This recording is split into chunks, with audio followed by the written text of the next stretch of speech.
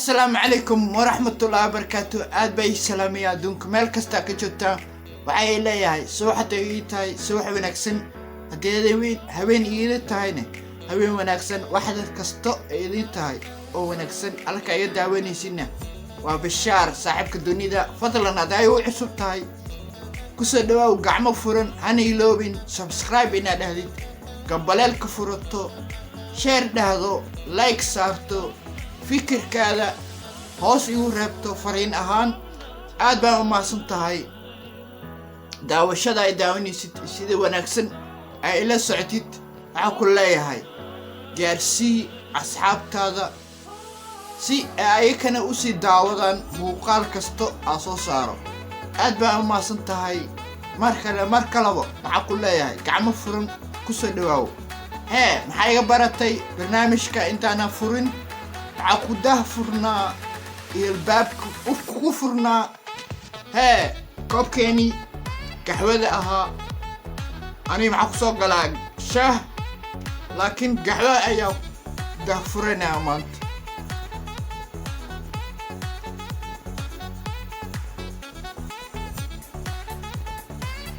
aad baan u fiican yahay, aad baan u macayaa.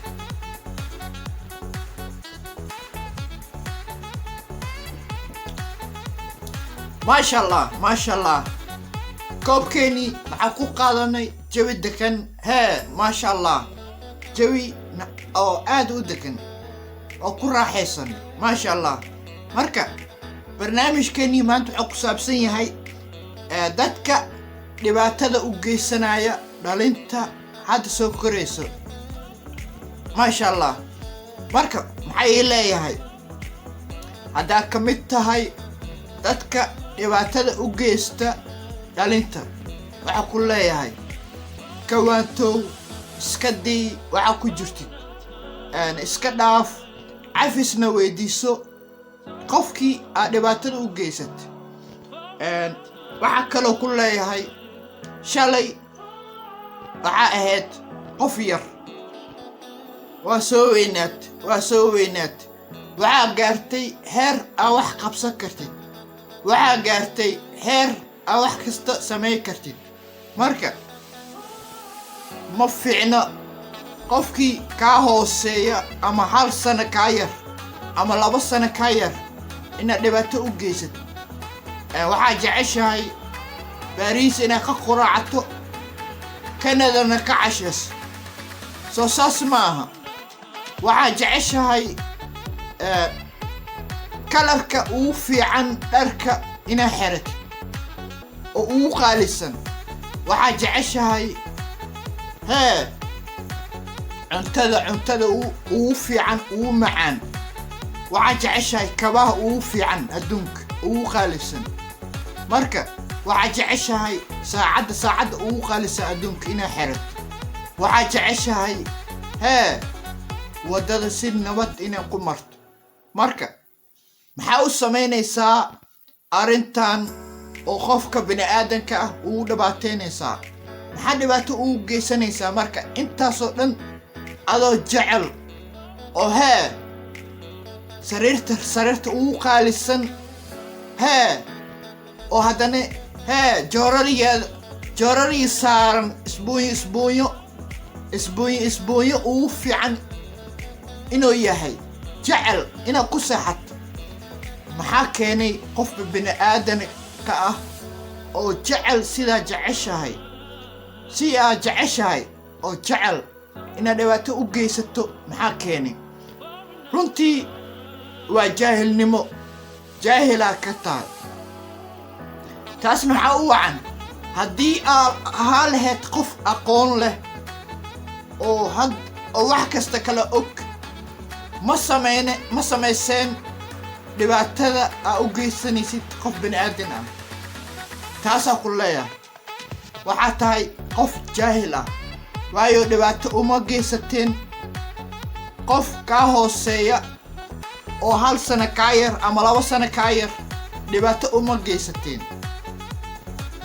marka maxaa ku leeyahay adigu ma jeclid dhibaato inaa lagu geysto dadka. hayasin dhibaatana u geysan saas ku leeyahay marka dhalinta waa ubaxa Soomaaliyeed.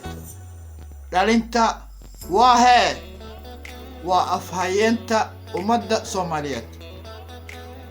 dhalin haddayna jirin wax kale ma kala socon lahayn, wax kasto ma kala socon lahayn. dhalinta waa horjoodaha ummadda.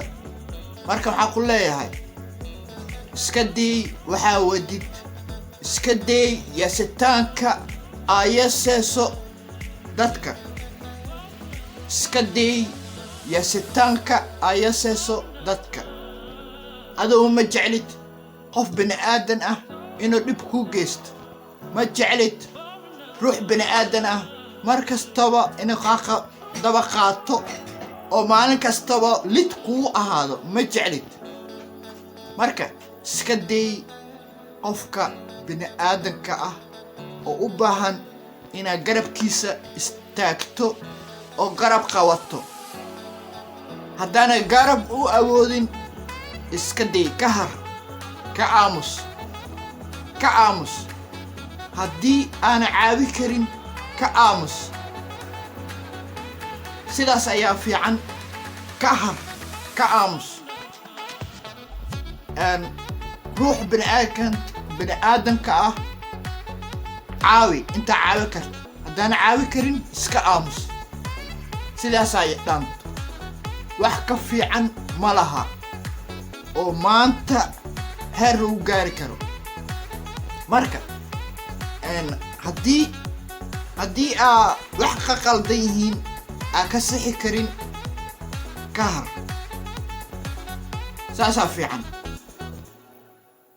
horaa laguu sheegay, diinta kuu sheegtay qofka bini aadanka ah ha ka daba qaadana lagu dhahay. haddoo qalad ku jiro xataa ha ka daba qaadana lagu dhahay, aana sixi karin. marka qaar badanaa arkaa oo dhibaato loo geystay, haddii ahaleed jirdil, haddii ahaleed cara jugleen, haddii ahaa lahaayeen wax kale. waxaa aragnaa dhalin badan oo niyadda ka guban. matalan adiga adaa ah, maxaa samayn lahayd? waa cisho leh soomaa, ciilaa dareemin lahayd, addan waa iscuncunin lahayd soomaa. marka waxaad dareemaysid ayay dareemayaan. ana waxaan arkay dad badan oo aa rabay inaan ku soo daro aaladda oo leh hami leh oo wax soo saar leh oo wax kasta ku fiican aa rabay inaan ku soo daro. maxay u jawaabeen? soo ma geli karno. taas maxaa u wacan? dhibaatada adiga ku haysid, dhibaatada adiga u geysanaysid ma fiicna. qofka bini aadanka ah inaad dhibaatayso, waayo waxay arkaan waxa adiga samaynayso, waxay arkaan ficilka aad ku dhaqaaqayso. marka maxaa ku leeyahay dhalinta ka har, iska day. haddaana caawin u awoodin, aana saacidi karin, iska day. marka aniga ahaan waxaan ku leeyahay, aniga ku hadlaya afka dhalinta Soomaaliyeed, waxaan soo go'aaminay inay iska dayso. haddaana ku dhaqaaqin dhalinta go'aanay kaa gaarayaan. dhalinta go'aanay kaa gaarayaan. waa hadalka ugu dambeeyey aan kuu soo direyno. hadalka ugu dambeeyey aan kuu soo direyno. marka maxaa ku leeyahay dhalinta iska day, dhalinta iska day. ka har, ha af qabanin. ludahooda ha xerxerin marka waxaa ku leeyahay iska day dhalinta soo baxayso fariintaas waa iga waano fariintaas waa iga talo iska day dhalinta iska day ka har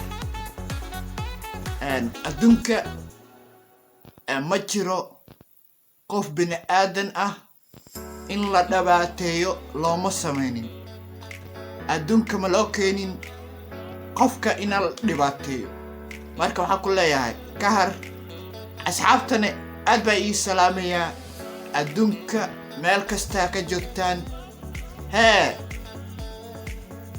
barnaamijkeennii oo ku saabsanay dadka dhibaatada wado oo ku hayane dhalinta madaxyaashooda way is yaqaanaan dadka dhibaateynayo way is yaqaanaan marka aniyo magacaabenin magacooda inta ka sheedinin aniyo xishmeynaya xaq dhowraya karaameynaya waxaan leeyahay kale dhalinta xishmeyn dhalinta xaq dhowr ani ma jecli magacaada inaa shaashad soo saaro ma jecli magacaada inaa ku dhawaaqo aniyo xaq dhowraya sharciya iyo xishmadda bini aadamnimo marka waxaa ku leeyahay ciyaalka xaafadda naqo iska baashaal laakiin dhalinta ka har aad baan ii salaamayaa adduunka meel kastaa ka joogtaan aniyo bishaar saaxiibka dunida waxaan ii leeyahay jawi wacan reeree wacan maasha allah waana ku mahadsantihiin daawashada ay daawanaysid sida wanaagsan ay la socotid kulanka xida inta hawada ku kulmi doono waxaa ii leeyahay jawi wacan reeree wacan sidaas iyo nabadgelyo bye bye